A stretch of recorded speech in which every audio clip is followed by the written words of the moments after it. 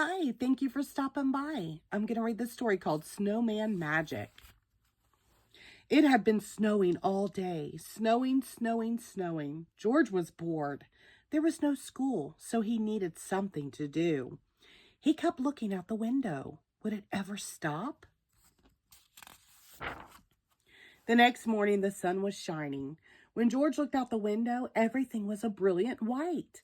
The snow was so bright, it was almost hard to look at. If he squinted, he could see it was very deep, and it had drifted high against the slope in his backyard. George put on his warm socks and his snow pants and his flannel shirt.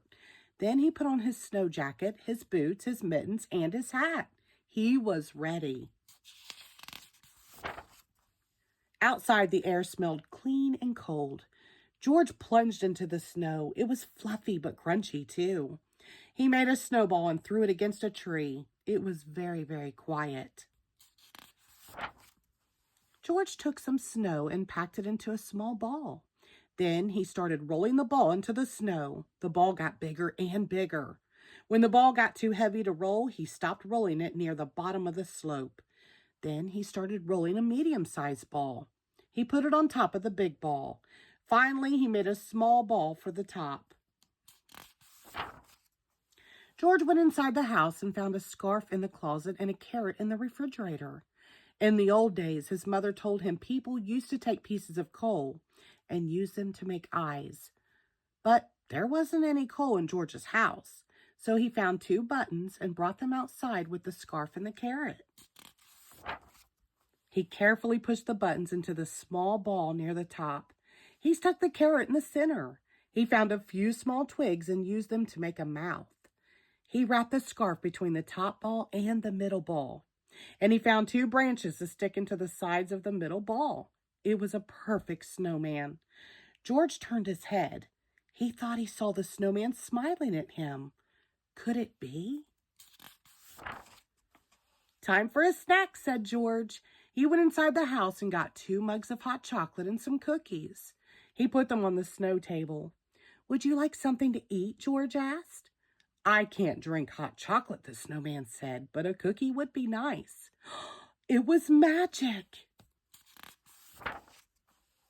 After their snack, George made a cave, tunneling deep into the slope. He piled up snowballs at the entrance. Then he threw a couple at the snowman. The snowman made some snowballs and threw them back at George. His long branch arms helped him throw the snowballs very far. It was hard to say who won the fight, but it was still fun. The snowman chased George around the yard, and then George chased the snowman. The snowman couldn't move that fast, so it was easy for George to sneak up on him.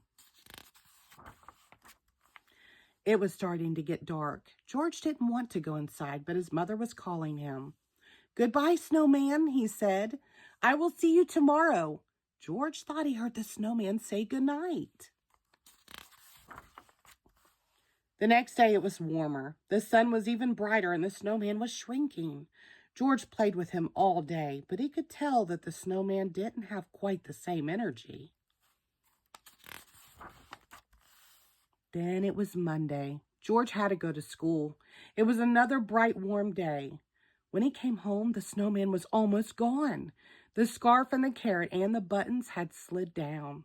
He could hardly recognize his snowman. The cave had collapsed too, and the snow table had melted. The next morning, George looked out the window. It was snowing. Snowing, snowing, snowing. He couldn't wait to build his snowman again. The end. Thank you.